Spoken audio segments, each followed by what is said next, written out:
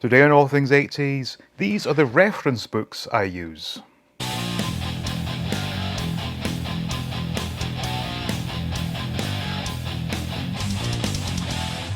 Welcome back to All Things 80s, and as we all know, the internet is a fantastic source of information, but sometimes I like to get myself a book and do my research the old-fashioned way. So here are a couple of the reference books that I use when either looking for new figures or toys to purchase or for ideas for videos.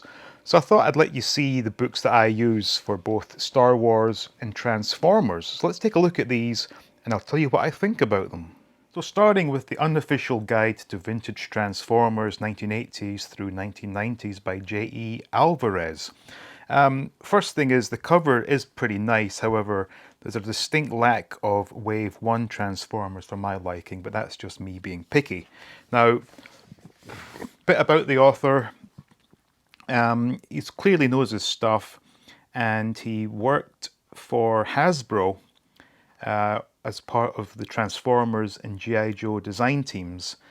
He was creative manager for both brands. So this is obviously someone who is very much involved with Transformers, and this page here is a great page. Now, I should mention that as far as this book is concerned for me, I haven't gone past chapter 3 and I have no desire to collect anything from 87 onwards. I'm really all about the ones that I remember from childhood, but that's not to say that these chapters won't be good. It's just that I have no real interest in those lines of Transformers. So obviously, going back to the very beginning with the Diaclone, etc., back in 1984. But what I like about the book is for each chapter, which obviously refers to each year these toys were released, it does contain a checklist, which I have been making quite extensive use of to see what ones I have, what ones I need to complete a certain wave. And that to me is probably the best part of this book, because I haven't looked at Transformers for like 30 some years. I only got back into them really within the last 6 months. So having a checklist was very, very useful for me. And of course, there's a mixture of packaging and loose shots, which I think is fantastic. So for example, with the mini bots, it has them both in robot mode and vehicle mode, which is great when referencing, especially looking at sales on eBay to see the condition, to see if there are parts missing, etc. So obviously they've included the Hasbro, the Takaras. Everything is covered. My only complaint is that a lot of the items have been grouped into these group pictures. It would have been nice to have had maybe one page per Transformer, but I guess that would have resulted in the book being, 4 times as many pages.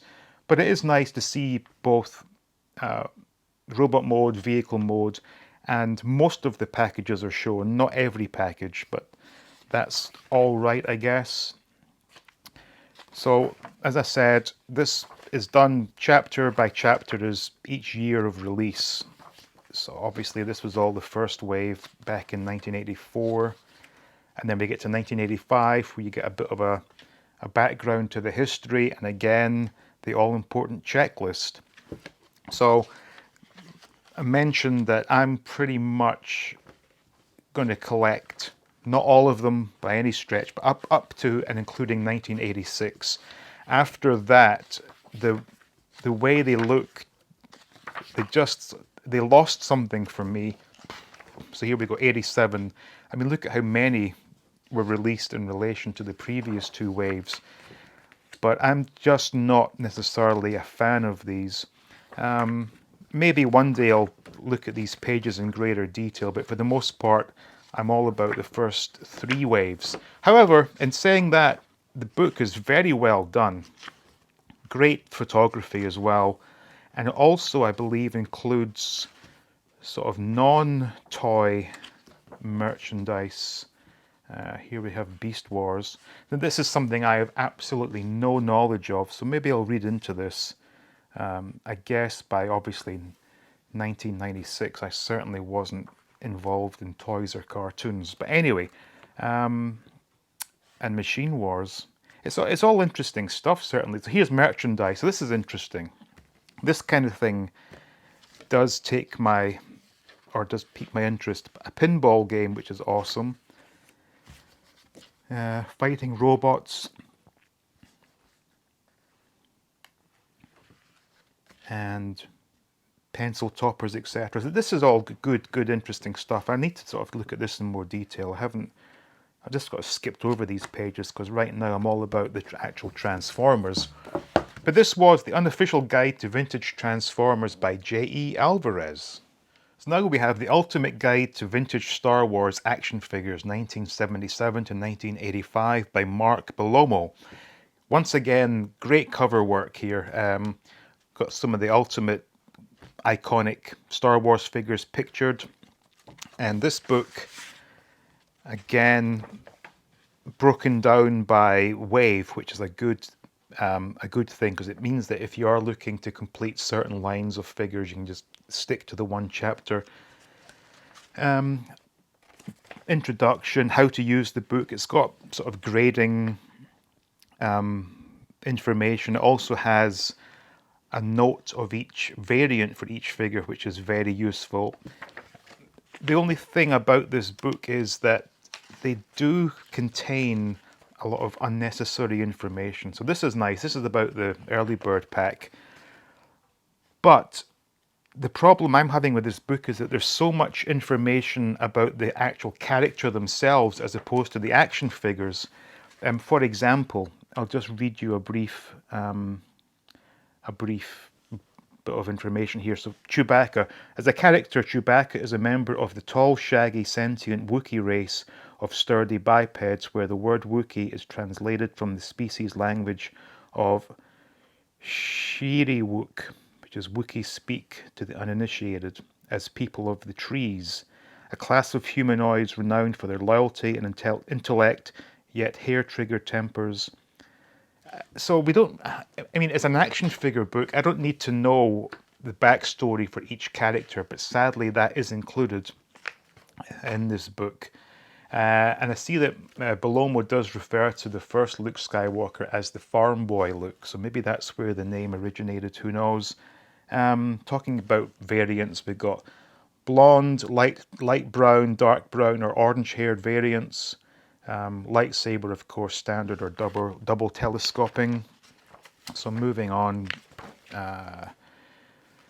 let's see, of course, Jawa, we got variants are aplenty with the Jawa.